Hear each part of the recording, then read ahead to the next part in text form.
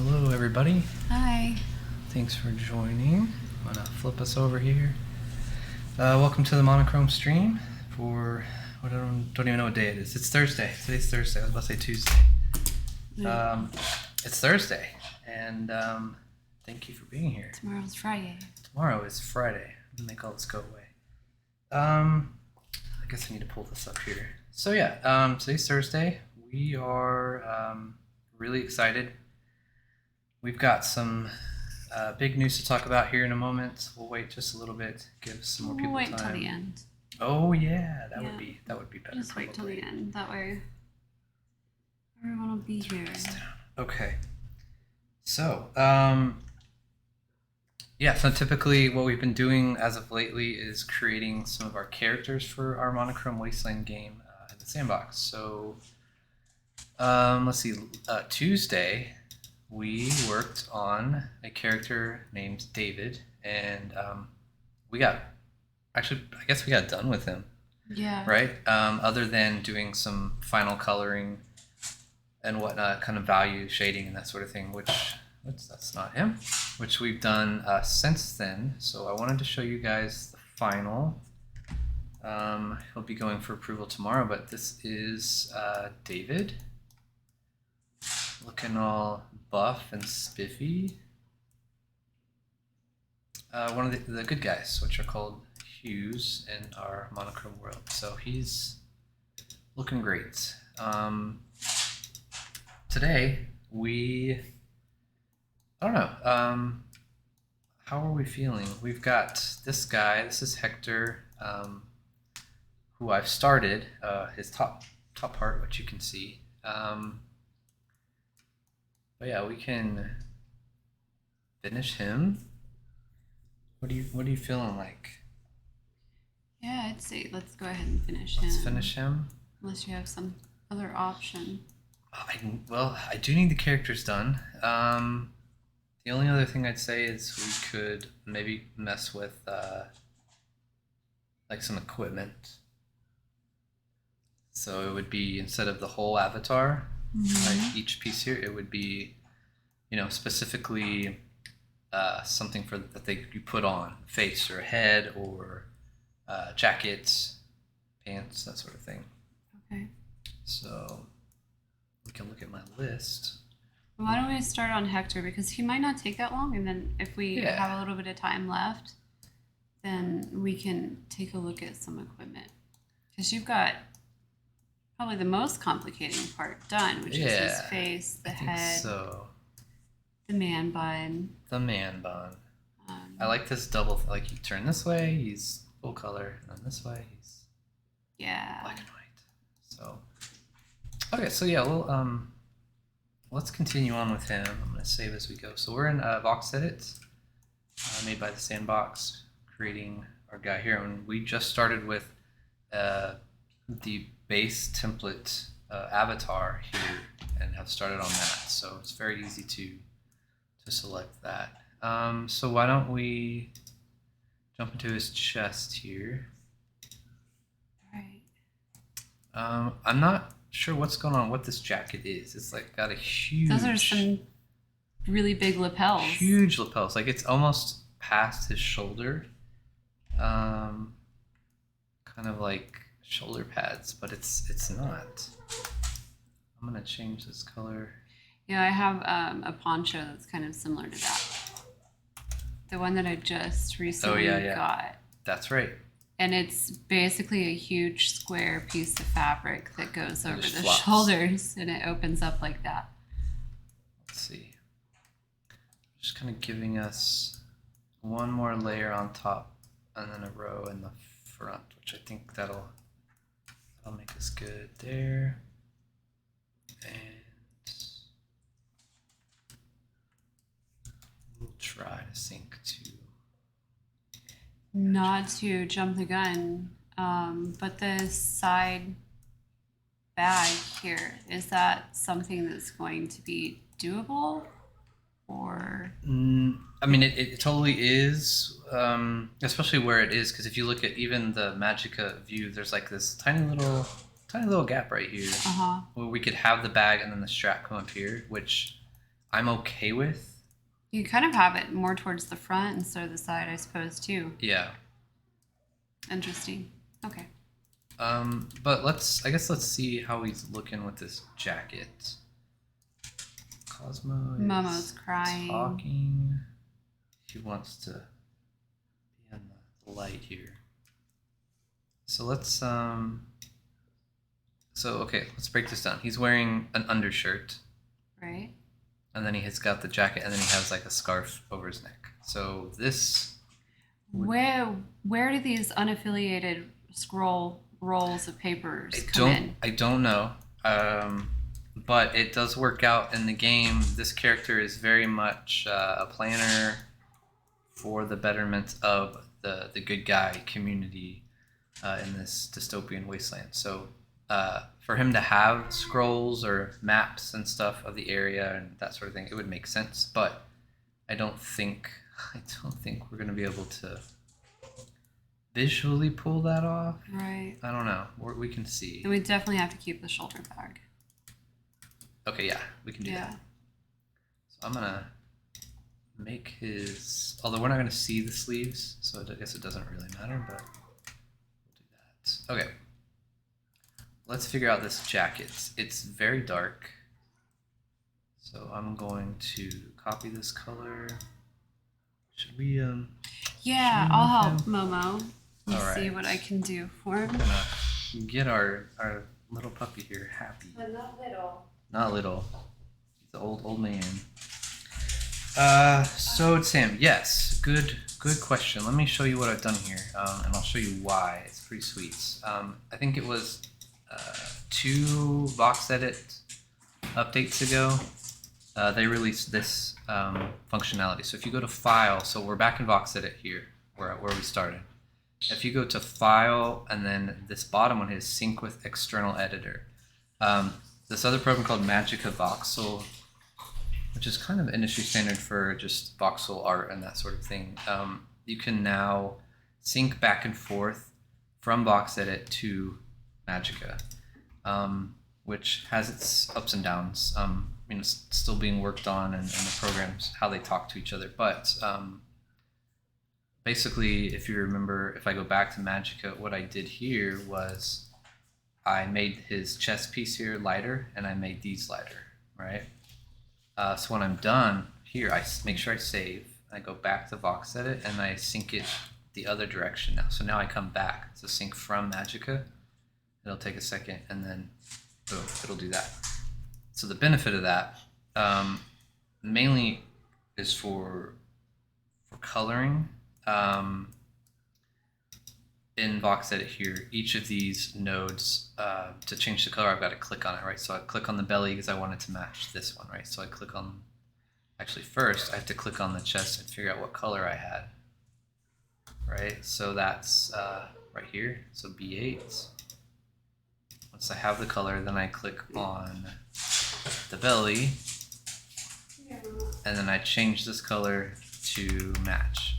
And save. And so I have to do that, rinse and repeat, for all the places, all these nodes that I want to be the same color. But if we go to Magicka, so now that we've made an edit on this program, I'm going to sync it back the other direction. So now I'm going to sync to Magicka. So now you can see that that's updated. So here's the benefit of doing it. Let's say, he's got his black jacket, so his sleeves won't be black, but let's say I need all the rest of these grayish blue pieces to be this color. What I can do is, without even being on a node, if I hold Option and click, I've selected that color. So that's already easier, but now what I can do is I can just click down into one and click. Click over here, up, and click. So see, it's so much faster. Because the palette here on the side down here works across the entire file. Additionally, let's say now that I have that color and it's where I want it, it's too light. So all I got to do is adjust this, and it does it for all of the places that color is active in the file. So that's a big time saver when it comes to coloring and the fine details and stuff for that. And it's free. Okay, I'm solo downloading here in a bit. Nice. I wish I was sponsored by them, but I'm not. But yeah, it's really great. The only thing I'll say to be careful of, Magic doesn't like 0.5, so anything that's not an exact. If you go here, like this is, okay, well, these are not exact, so it's like 0.8, right? Sometimes, and I don't know what causes it. Sometimes when you sync back and forth, the node will be off. It'll be like shifted. You might have to like reposition the pivot, that sort of thing. So that's just something to keep in mind. But yes, so that's what we've been using for all the heavy detailing for the colors and that sort of thing. I like to keep the rigging. And definitely the animation has to be done in VoxEdit, at least for right now. So you just can't get happy, huh? It's hard to get happy when you're blind and deaf and That's really true. old. So that is true. So Sam, things require a little more compassion. That is true. So Sam says, really cool though. I'm new to these programs. So I'm still learning all the quirks. Absolutely. And that is part of the learning process. Is what works good, what doesn't, or what's still being figured out. So we're going to decide on a color for the shirt. I think we're okay with this. Yeah, it's pretty close.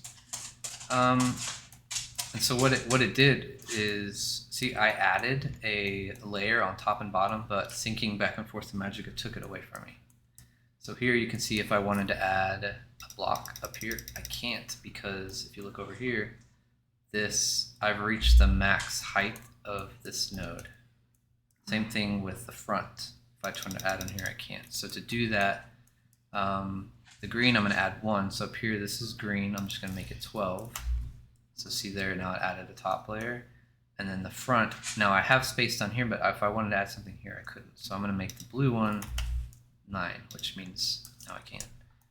Which is what we're going to do now. So we're going to turn our edges on.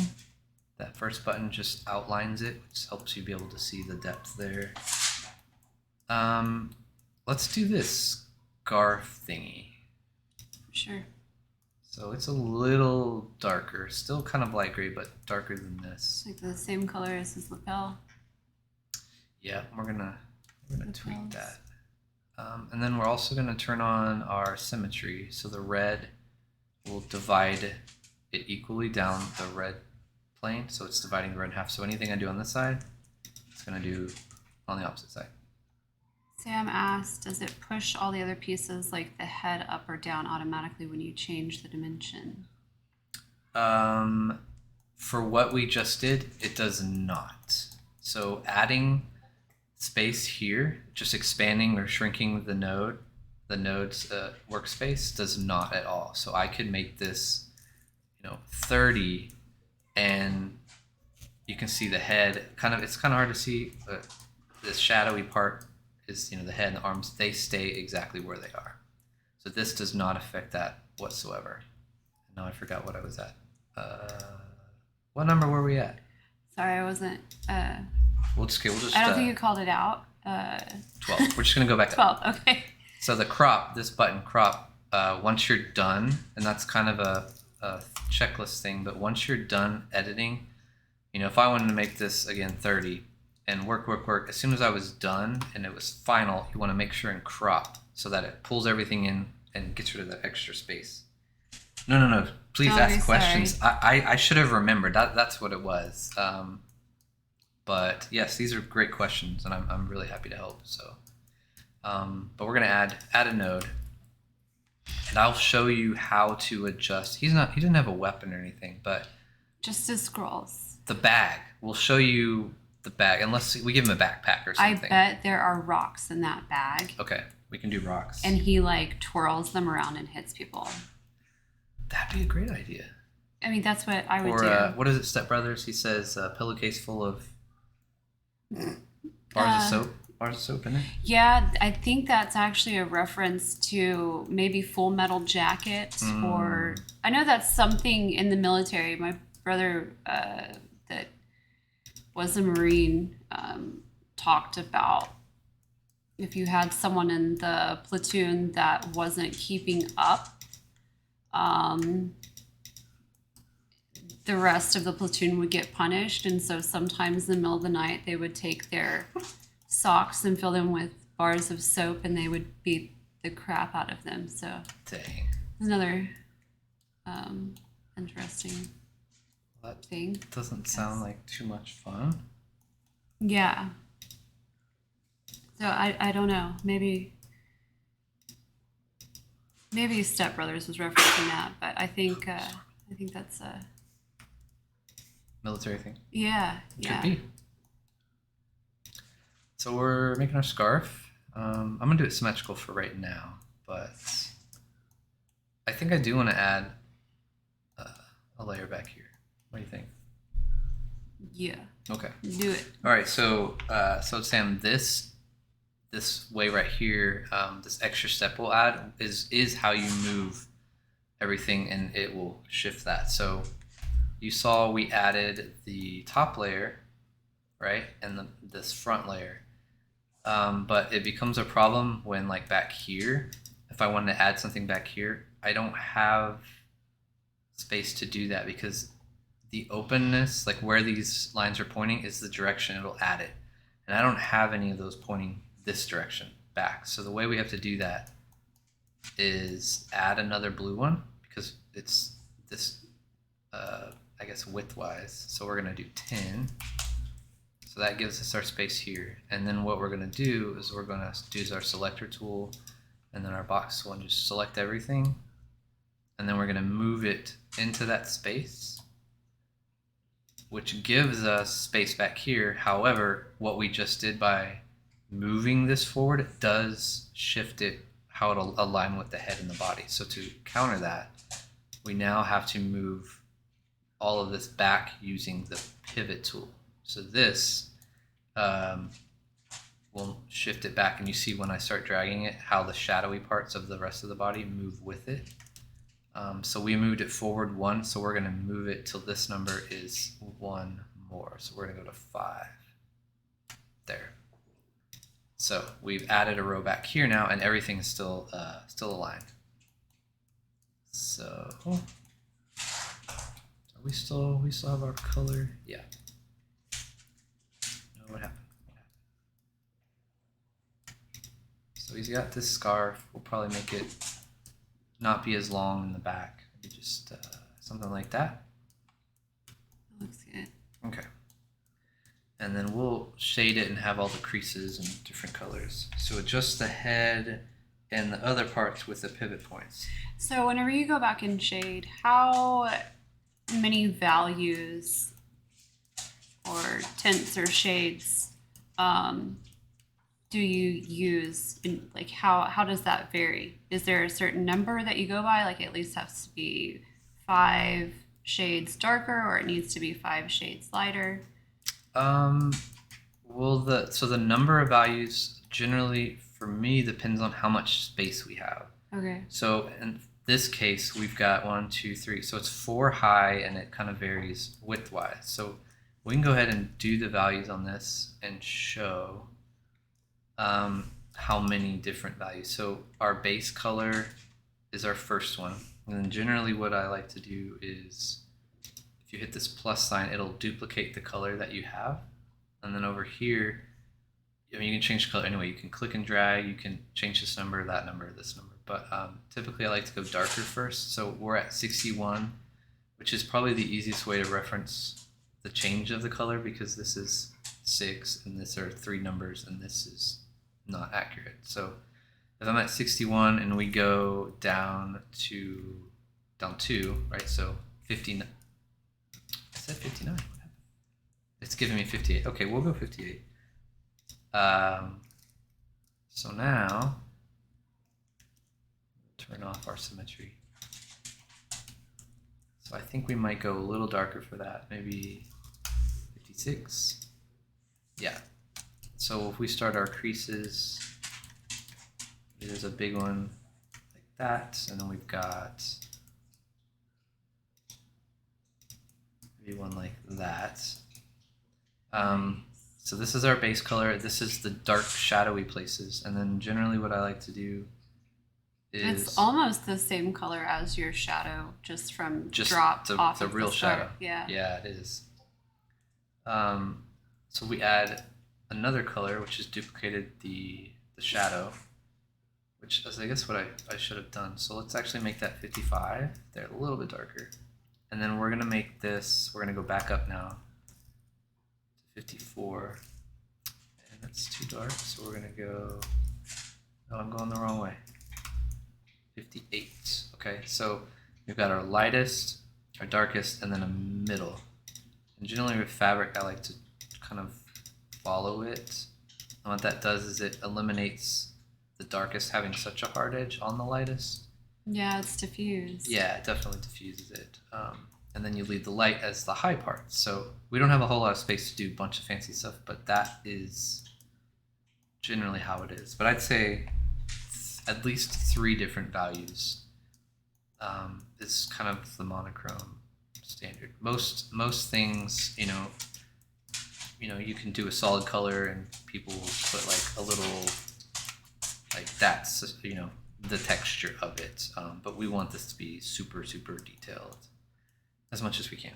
Sam had a aha moment. He says, so you would just adjust the head and the other parts with the pivot points. Cool. Yeah, so that would change. Basically, when you adjust the pivot, that changes how everything is attached to each other here, right? This is the animation one. It looks really good. I like that. Yeah. And that's a good thing to point out, so Sam, is that when you're here on the animation pane, if you're like, you know what, that arm is, it's too high. And, oh gosh, what's happening?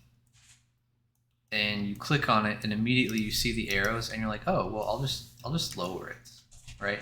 Now it did do what you wanted it to do, but what it also did is it's changing the animation down here. Because as soon as I hit play for, what are we in, idle?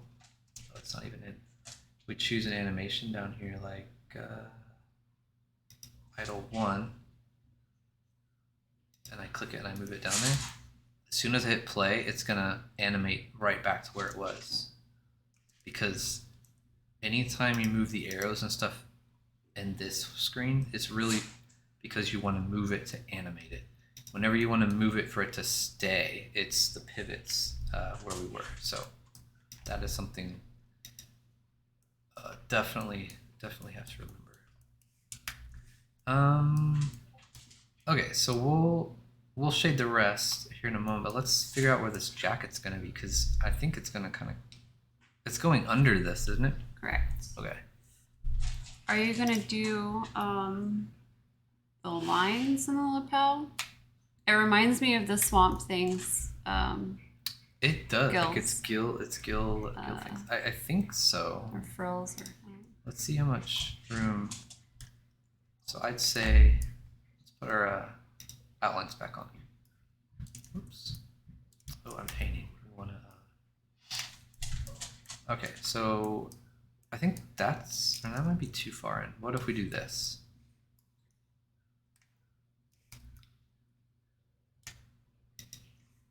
And then there you go. probably gonna just fill that.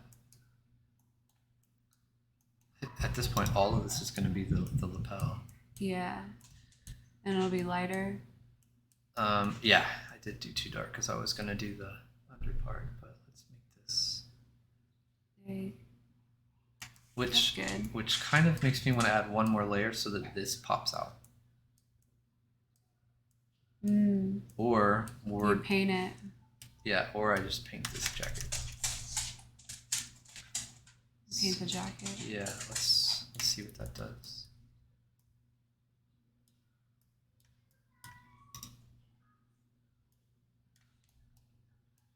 Yeah, I like it when it sticks out. What do you think? This is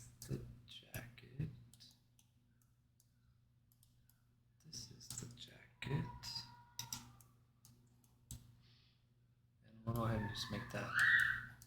Oh boy. Oh, I went across. You didn't stop me. Everybody's on their own journey. I knew you were going to realize it. Oh my gosh, I'm just sitting here having fun with this symmetry. All right, so that's the lapel. This part, this is gonna be tricky because it's a big lapel. So let's pretend like the jacket is this color under here, which means this is that color. And there's no lapel in the back, so I don't even know why I went back here. That and that. And we're gonna double up these just for good measure. There we go. Let's see what that looks like, and then we can kind of craft the lapel a little bit. It's got a little tiny vest. It's very Western right now. Yeah, it is. So one thing that will help is, so the lapel goes from wide to small, and we might have to drastically do that. That could literally be the whole just like face, this, right? Almost. Well, what if we cut it a little higher than the photo so we can see, because we want to see some of the coat like right here. Yeah. What do you think? Cosmo, are you back? He's back. I was just petting him and he was being quiet. You stopped. But I stopped. He might want you to pet him. I need 2 hands. Right. I'll pet you with my foot. Come here. Okay, how about like that? That's good. So now there's the lapel, and you see the jacket. Right. And his scarf is on top. Oh yeah, I like those layers. That looks good. Mm-hmm. So we can do a light shading of the lines, the horizontal lines. Mm-hmm. And then we'll give the shirt some wrinkles where we can. Let's add.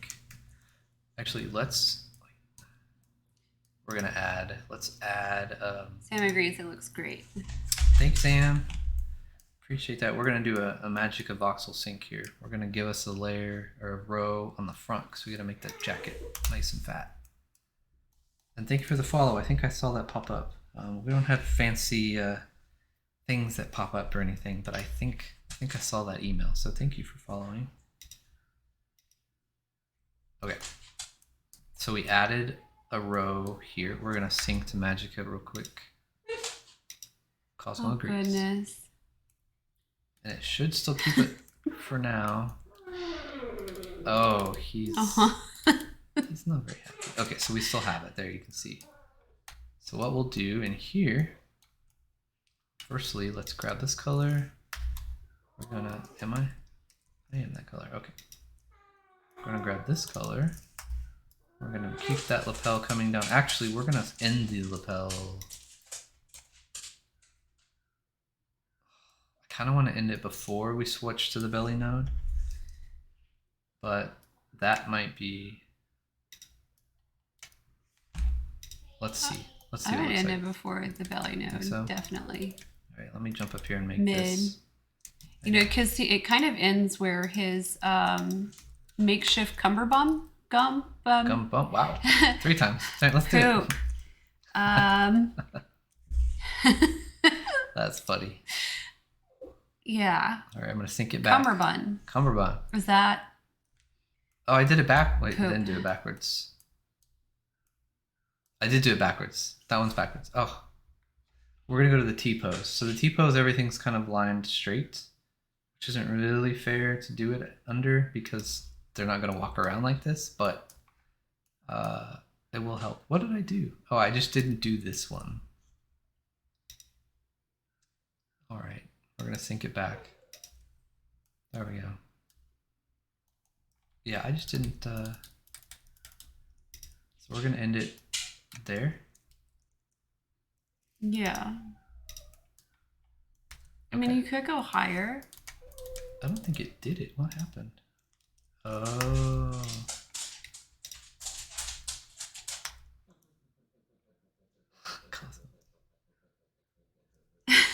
Wow.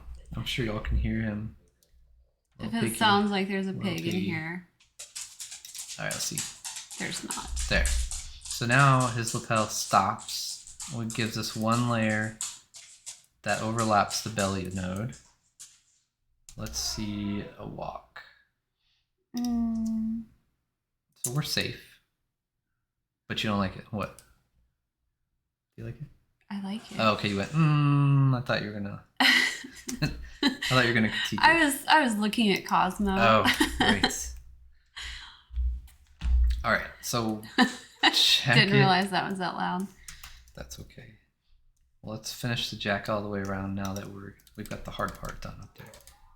So in Magicka, sometimes, I mean, it definitely helps to see everything, the rest of the nodes, but sometimes like this, it kind of gets hard to see. But if you do Command B, if you're on a Mac, I guess it's Control C or Control B on a PC, you can make everything go away or come back, which is really helpful when you have to get like down here. All right, and we're gonna do this, and we'll do 2 rows for good measure. Okay. So his jacket's done, his shirt is done. Now we need to get jacket sleeves, which we'll grab that dark color. We'll jump in here, and we will just paint that all the way down. Same thing with this one. Cosmo Buddy. Okay. Do this, and I could be using the paint bucket tool instead of having to drag, which still learning these hotkeys, but that's done. All right, should we see what his full jacket looks like? Let's see. All right, so here we go. Now we'll sync it. Boom. Oh, it's so pretty. Wait, what is that? What is that? I missed one. I missed something. I don't know what that is. So on the drawing, we have one glove that's in the jacket and one glove that's out of the jacket. Interesting detail that I did not notice before. How are you going to approach this? Are you going to stay true? Or switch it up? You know what? Let's do it. Let's keep it like that. Yes. There's probably a story there. That's such a decision that was made. Which, by the way, the concept art here is done by Cairo, which you see here, and Leko, who did the coloring. But they are our comic book artists. Where are they at? They're in South America? South America, I forget the city. Mm-hmm. Yep, but they're both super talented, doing it quite a while, and we kind of partnered with them to do a comic book story spinoff in the world of Monochrome, spinoff from the movie, and then we're making the game here. So they've got all the concept characters that we've created for the game, which we do this way, and then we voxelize them, which is what you see here. So it's a lot of fun to see. Because some of the characters that are drawn here, we can show one. Actually, the David character we showed, that's a real live person who was an actor in the first film, who they drew as a comic character, and then we make him as a voxelized character. So it's crazy to see photo. You're not supposed to know that it's a character in the first film. Yeah, I mean, he's a real person. That's what you said. I didn't say that other thing that you just said just now. You guys didn't hear anything. You don't know nothing. This is why I'm here. Well, then I need to stop talking. No. All right, we're going to change. We're going to get a glove color here. These are kind of medium. But, I mean, at the same time, that's what this whole entire thing is. It's about the Easter eggs. It's about the details and the intricacies of the story and how they all tie together. So, I mean, it's not a bad thing. Nah. I think it's something, if you go into it and you Sam know didn't it. hear anything. Yeah. Thank you, Sam. Okay. Thank you, Sam. You are now an accomplice. But yeah, that's why I enjoy the story. I think that's just why I enjoy writing in general. You don't enjoy writing as much. I do, but it's one of those things like I really have to be in the mood or really force myself to do it. I love the storyline. I love the details, and I like how they mingle and wrap around each other. So we're good like that. Sam said that he stepped away for just a moment. And he asked, how did you guys find yourself in this project? I'm also trying to find this kind of work, and I'm just wondering how it came about. Do you pitch yourself to someone, or did they reach out? That's a really fun question. Great question. So we've known each other, I think it'll be a decade. Say D word. Yeah. And in that time, that period of time, we've worked on a lot of things together. However, beforehand, he had a project called The Ark, and it was a movie script, and he'd written it. And that was a really bad experience. He got locked out of his own movie. And so I guess, we kind of meet up, and we get to know each other. And I had been working in editorial hair and makeup, a little bit in, I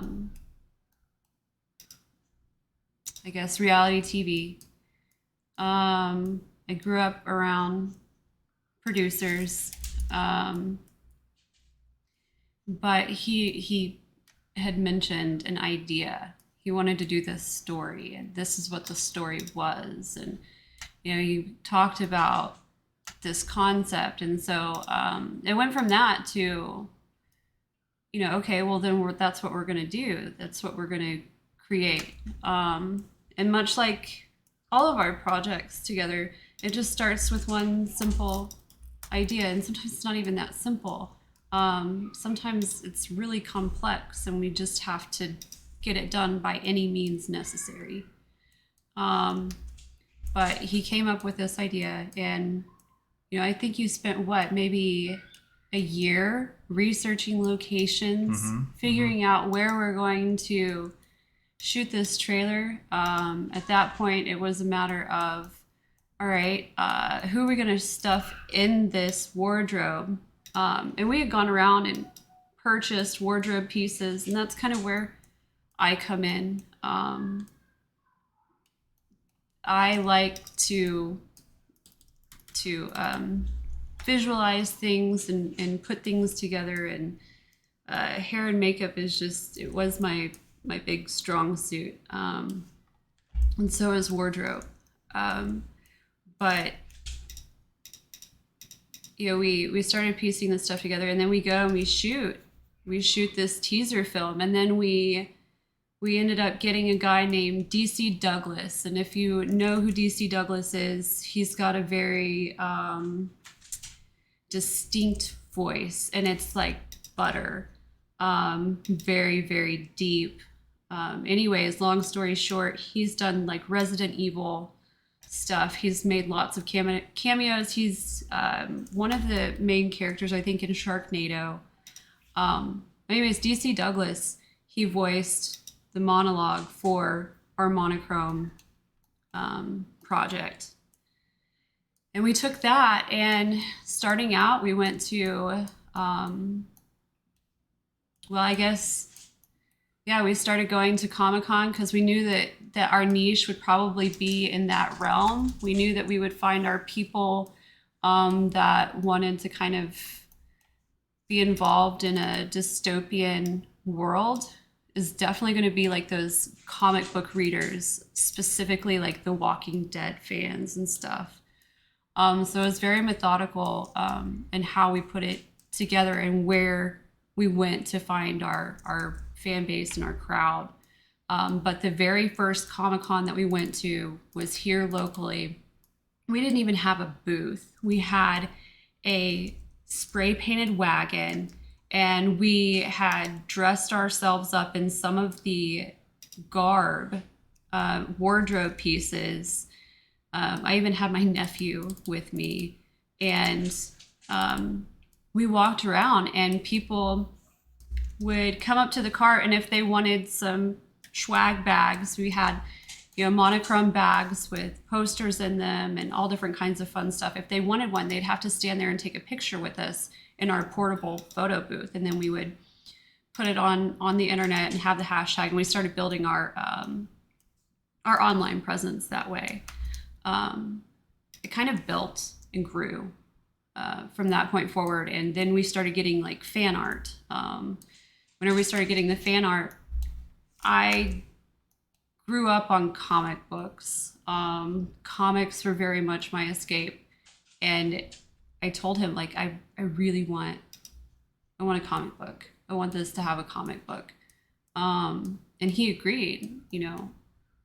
We thought that we could definitely get away with making this trilogy movie, and then kind of taking the characters and doing crossovers and opening up a broader spectrum of a story and not really limit ourselves. And plus, it's just really great whenever you're thinking about marketing and how you're going to get profits. Whenever you have things like that, merchandising is where you're going to get all of your money from. So, we did this idea that, okay, if we do a comic book, who's going to be our comic book artist? And at that point, we're like, all right, we're just going to ask our fans to create this comic book for us. And they would kind of apply, I guess, and then we would assign one page to them, and they would draw it out, and they would do it in their own style. And then we would take each of their pages and put it together to make this teaser comic book. And that's kind of like the underlying theme of this story in general is, it's post-apocalyptic, it's badass, and we're fighting, and we're moving towards a noble cause. But at the end of the day, it's like gray versus color, and that's something that's kind of relevant in today's society. So we kind of reflect that, and we bring all of these people together to tell one story from different perspectives, looking at different perspectives. And this has all taken the course of what, like 8 years? Yeah, maybe 9 now. I'm not sure. 9 years. We've filmed. We did make our origin film. We had a premiere.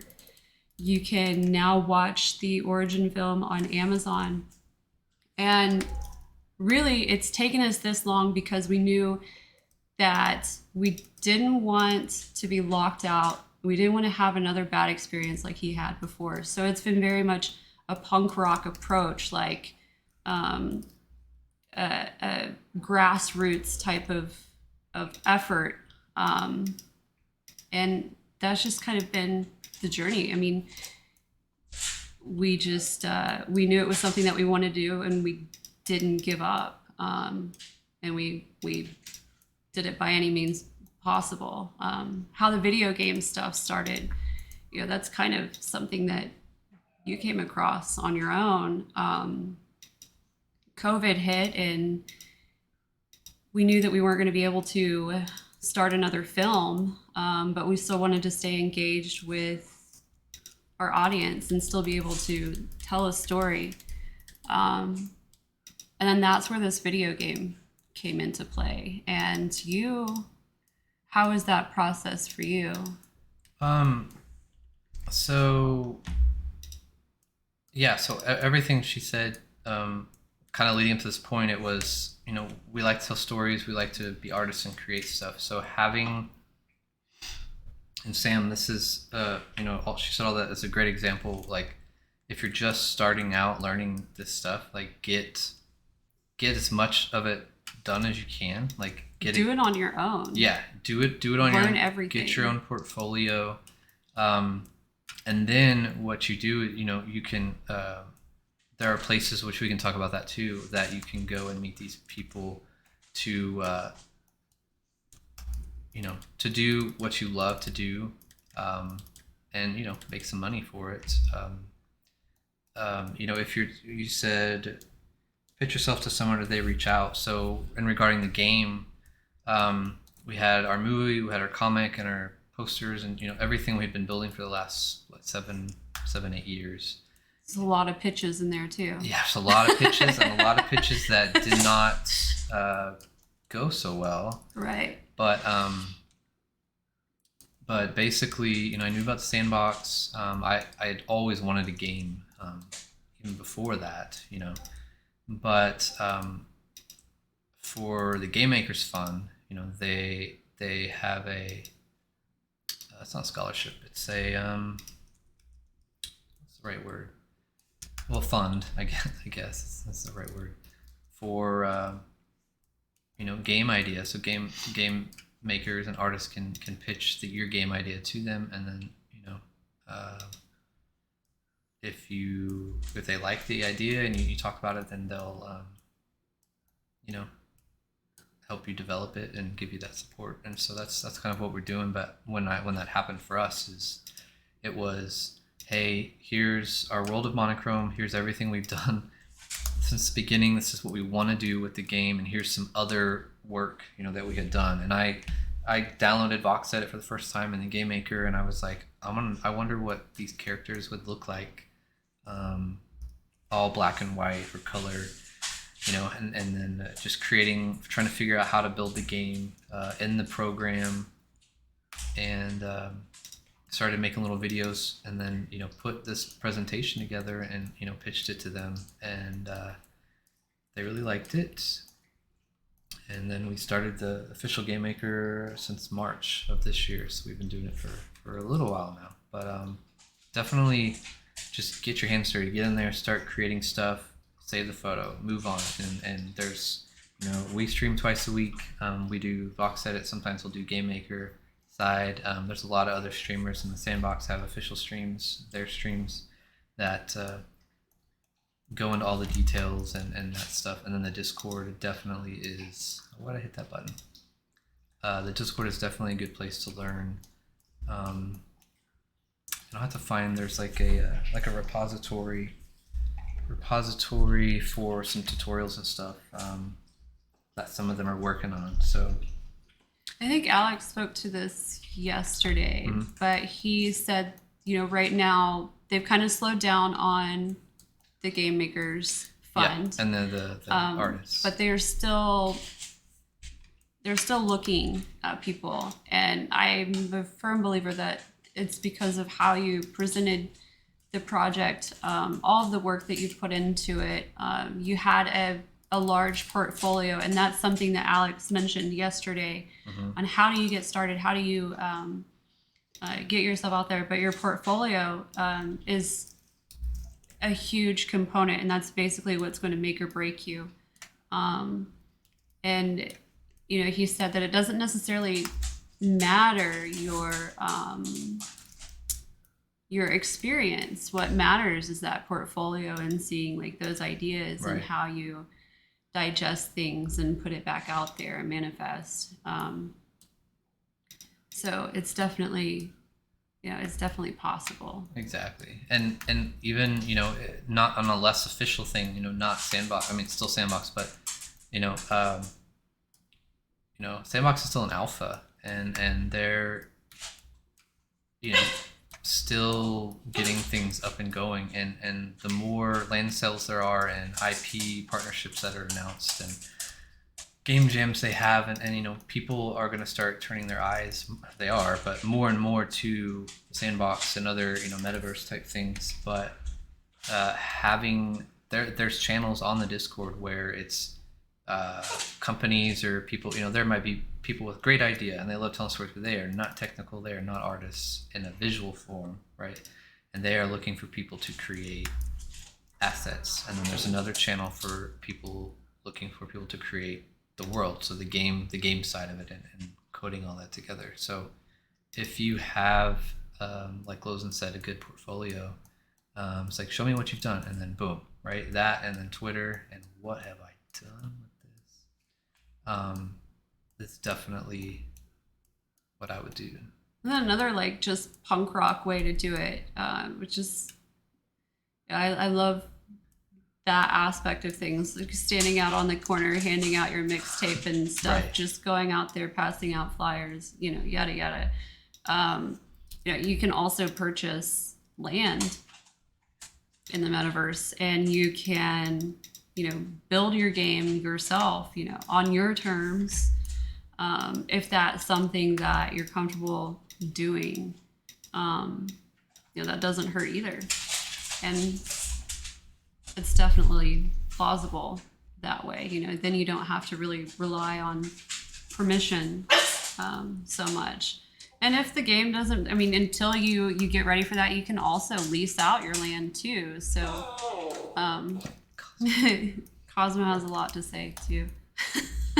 Sam says he's got a few things, or they have a few things they made, and reach out to some smaller projects and offer to make avatars for them. Just an example. Yeah, that does not hurt at all. Having anything, or just making your own characters. Yeah, just make it. Get some references, reference photos, and make it, and then post it. And then I did that for a little bit, and then I just got too busy with monochrome and then the other sandbox stuff. But all of them asked like, hey, I want, well, let me see what you've done. And then, just show them what you've got. You did your PFP as an avatar. Nice. Yeah. See, that's another thing. I know a lot of the game maker folks are pitching to the larger ones to build their land or to build their avatars and that sort of thing.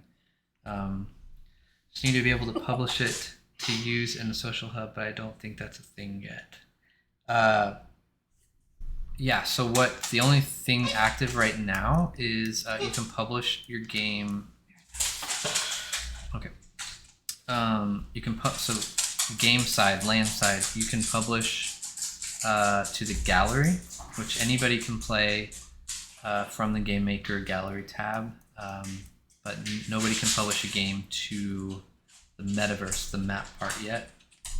As far as assets are concerned, I think now everybody's kind of whitelisted to, like this guy, for instance.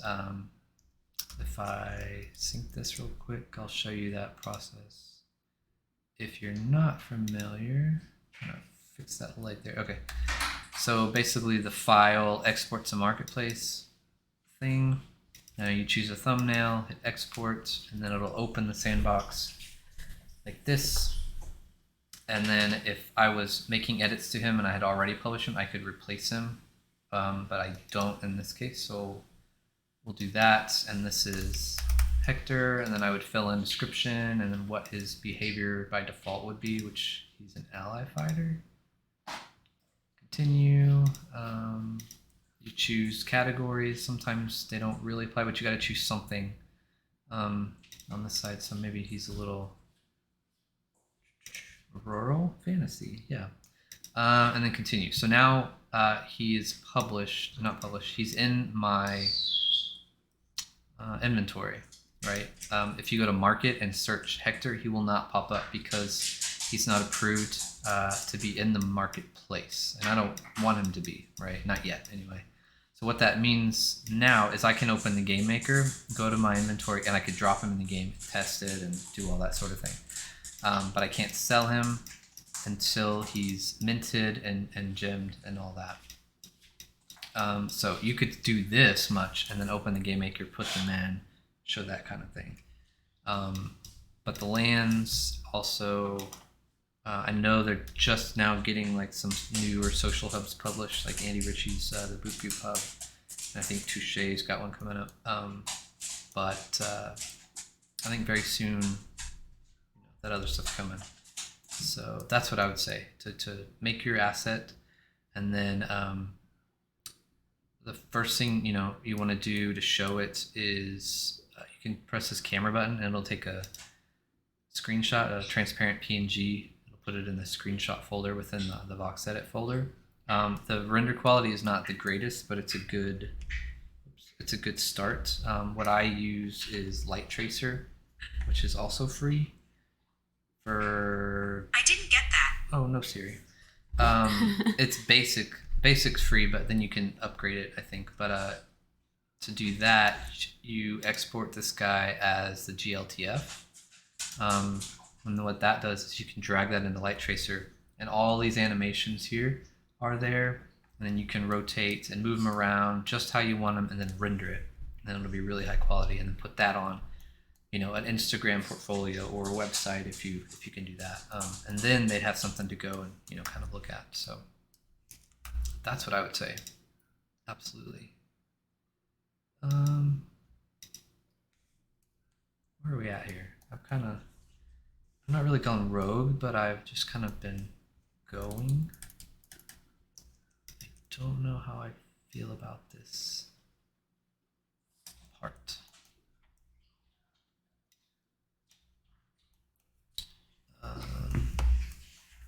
What part?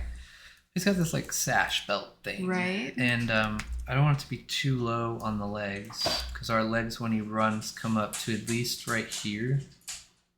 So I can't really put anything right here that's not that color. So I'm thinking about raising this up, but there is the last of our belly node. However, it looks like it goes up. That's the same thing, right? All of that? Yeah, it goes so a lot. I mean, we could have it go up. Did I choose the right color? Oops. It's under his jacket, though. Well, I've got to come up here now. And then... Hello, Jazz Wolf. Hello, Jazz Wolf. Thanks for joining. How are you doing?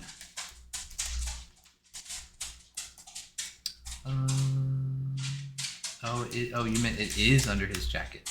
Correct. Yes, it needs to be under his jacket. That's my bad. Oh, that's why I'm confused. What's going on here? Well, that was weird. Okay, so that's his jacket. Yeah. Okay. I can see. I know what I'm doing.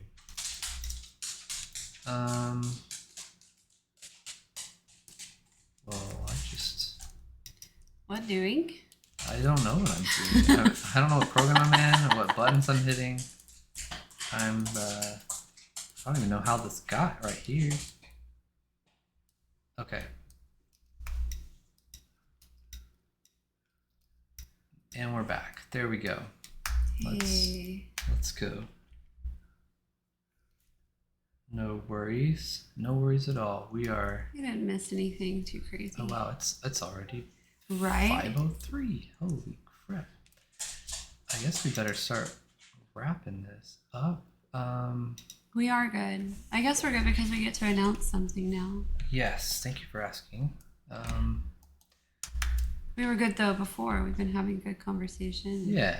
It's a good day. Got Sam in the chat here. Just showing a couple things here in VoxEdit. And Magicka, which I'm still not happy with this color. It's getting too muddy down there. Yeah. Definitely can't have it muddy there. Okay, that's... You know what? Let's make his pants darker. And that'll make it pop a little bit more.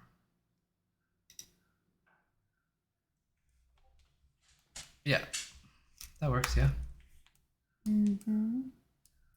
His little rope thingies look like finish lines. Might have to tweak that. I was just putting it on there pretty quick. Yeah, we'll look at it again. All right, so... You did go rogue. Yeah, I guess I was getting... This is a pretty normal thing for you. No. All right, I think this is good like that. Okay. Do I want to leave that? I kind of... Jazz says they haven't seen a mask like that on a character in the sandbox before. Looks good. Oh, thank you. Yeah, I did that earlier today. Just kind of getting a head start. I wasn't sure what exactly we do today, but I love the one blue eye. Yeah. He's really cute. I like it. I had so we've done glass before. What's going on with the eyebrow? He's kind of doing a, what'd you say? Like the pupil's eyebrow? Yeah, kind of, except it's down. I don't know. I just want him to be a little more personality. Okay, I was just making sure that it wasn't like a mistake. To add personality, I just lowered one voxel. Is that again personality? So one okay, yeah, I get it now. Oh wow. Okay, I'm slow. I apologize. What? I was like, why is there only 2 up there and there's 3 on the other one? That's because it's dropped down. Oh yeah. I'm a doofus. I mean, people see it different. Yeah. No, I get it now. It's the pupil's brow. Kind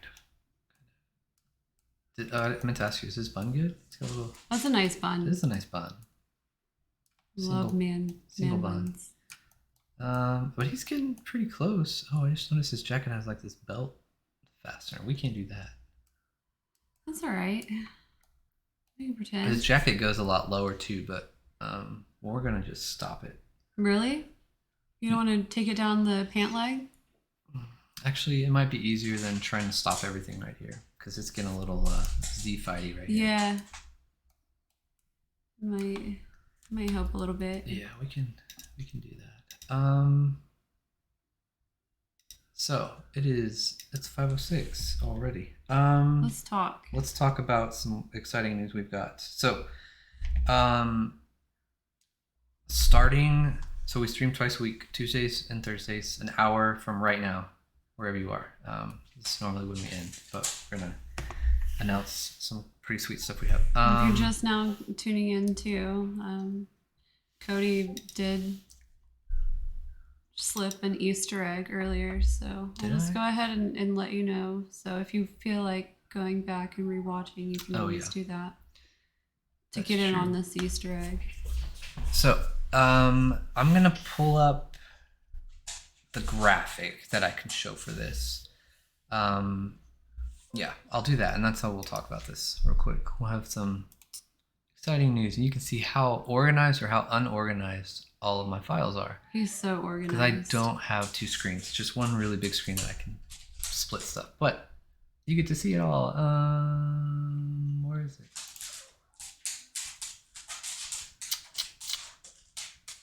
I don't know if you guys have ever heard of Podio. Oh gosh. Oh my gosh. So Podio is like an organization thing. Like every aspect of our life is in Podio. Like I'm pretty sure even bathroom breaks are in Podio. Our diets are in Podio. That's really big. Oh, now he's gonna talk. Cosmo's really excited for this. Okay, so we have a pretty sweet. It's not really a contest. It's more of a giveaway that we're going to start next week. I know I've mentioned it on a couple streams the last few weeks about that it was coming. I was still working out details, but starting next Tuesday, there will be a link that will be live for our Monochrome Me giveaway. And basically what's going to happen is there'll be steps you can follow to give yourself entries into the giveaway. And each step you follow is 1 entry. Some might be more than that. And I think it'll be like a 2-week period. We'll have the final dates and stuff on there. But you want to get as many entries as possible because the more you have, the better chances you have to win. There's going to be 2 winners at the end of that period, and we'll live stream the final randomization of those 2 winners. And what those winners get are a couple things. So number 1, as you saw with our other characters here, we have our comic book artist. We discuss the characters for the game and that sort of thing, and then they draw them in our comic book style here. Cairo and Lecco. So basically, the 2 winners will become Wasteland characters for the game. So they'll be drawn in this style by our comic artists, and then just like we're doing here live on stream, we will voxelize them into avatars. So that's that, and then they will be put into the story, into the game, so it'll have their likeness and all that. And then we will send a poster print of the drawing like this, like a tangible, and those winners will also get the digital NFT avatar of their character that's in the game. So a lot of really big stuff. It'll be really cool. We can pick out what cool dystopian accessories they have. Maybe you want some maps on your back. Probably not, but we can figure out something. Maybe you cool. want a man bun. Maybe you want a man bun. Maybe you want arm machetes. Always want arm. Ooh. Oh wow! You know what? That would look so cool. Maybe you would like a blow dart gun. That would look so cool. That would. Maybe cool. you would like a credit card shift that bends and then turns into a shank. She says all this stuff because these are things that I've wanted and purchased. Yeah, they've all arrived at our doorstep. Yeah. Some of them have been addressed to our daughter. Arm machetes are exactly what they sound like. You have, instead of holding the handle and then the machete comes up like this, you hold it 90 degrees and then it bolts to your wrist so that they're attached. That would be such a cool weapon for a character. We're doing it. So, back on track. Next week. I'm sorry. Till the end of October, I think is how we've done it. You have the form to fill out all the stuff to get the entries, and then additionally with that, we'll be doing during our live streams for that period of time, we'll be giving out code words during the stream that you can go then apply for more entries. So it'll be a lot of fun. We'll have fun. We're gonna make arm machetes, and I'm glad you brought that up. So next Tuesday, just over an hour from, or earlier from right now, is when that will take place. We'll launch it live on the stream so that it goes live and everybody can start doing that. And we'll give away our first code word on that stream. So that's that. Like cyberpunk style. It's like a hot mess. It could be. Like, can we Google that right now? Arm machetes. So while we Google that, we have other things that are going on. Boop Goop and Touche with the Fungi family and Touche Studios. Yep. They have an event that's going on right now. They start today? It started today, I think. No, Tomorrow? maybe I think it's tomorrow. Yeah. They're going to have contests and they're going to do lots of giveaways, but it's a social hub that's been created. Andy created it with the Boop Goop. You got it. Boop Goop. Darn. Anyways, definitely want to check that out. There's lots of really cool giveaways. I'm trying to think, is there anything else? We have another contest that we're doing going on right now. That's ending this weekend. For our recent game for the Game Jam, Airnarchy. Airnarchy, yes. Alex started playing it on the stream last night, and then he, per normal, got stuck or broke it. But it's my fault. I didn't think to check that side. He got up to where he should have not been able to go and got stuck. So, I apologize, Alex. He got stuck right there, like right there. You can see my mouse in the bottom right. But anyway, we're doing a speedrun challenge. Basically, I know it says all the quests complete. Don't even worry about that. You just have to get to the victory screen. So Airnarchy is how it's spelled right there. It's in the gallery. You play it as fast as you can. And then once you beat the game, the victory comes up. It'll tell you the time. Take a screenshot and then tweet that at Cody Zine or Lozen Fukum, which I can put on there, and we'll log your time. And then the 10th of October, which is this weekend, Sunday, we'll announce the winner. We had this other challenge, but it was They already done. found him. They already found him. I'm surprised. I made it really hard, or I thought I did. But anyway, those look too fun for how dangerous they are. I know, right? That's exactly the one I had too. Yeah, that's them. Yeah. That's them. So we're gonna have to make that as a wearable. I have to send them to Cairo and Lego. Yeah, we're gonna do that. So our machetes are now in my search history. So I really ought to find those. I'm not sure where they are. It's in storage, I think. Okay. What's the fastest so far? You know, let me look. An hour? No, it's faster now. Oh. Yeah, he did it again. Let me tell you where we're at here.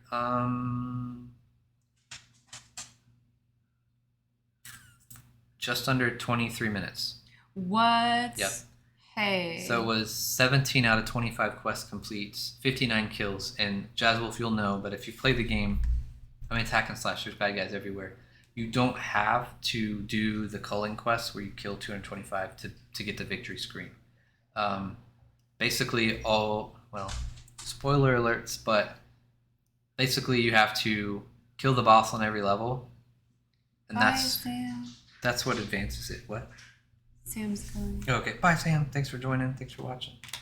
All right, continue. But yeah, 45 minutes so far is Jasmine's fastest. But yeah, just run, sprint. Don't even kill anything if you don't have to. I imagine all of these kills on this fast time are the boss ads or things that you just had to kill. So, but yeah. Don't have to do all the quests. Just get to the victory screen. And that's typically how we like to build games, is not have the quests be dependent on the quest before it. Because even just from a building the game standpoint, when you have to test it, alpha test it before you publish it, oh my gosh, it takes a lot longer to try to get to something to see if it's even working. So, yeah. So, Aranarchy and Sunday, 100 Sam we're giving away for that, and then our Monochrome Me huge giveaway will start Tuesday. Yeah? Yeah. Touche's, what is he calling it? It's a scavenger hunt? Yeah. Scavenger hunt starts tomorrow, I believe. And that's on the Boop Goop Hub? Or... Oh, I think it's on the Fungi family Discord, but you can find out about it on the Boop Goop, I'm sure. Cosmos Radio. But yeah. So, that's that. As far as Hector is concerned, we will help get going on him behind the scenes. He's getting pretty close. He just needs the shading and values, kind of like his head is here. See all the different colors. We'll do that down here, and he'll be done. Yeah. And then next week we'll do another character and start the giveaway. So thank you guys for watching. Yeah, thanks. And it was fun hanging out. Yeah, always fun. We will catch you guys Tuesday. All right. Bye-bye. Bye.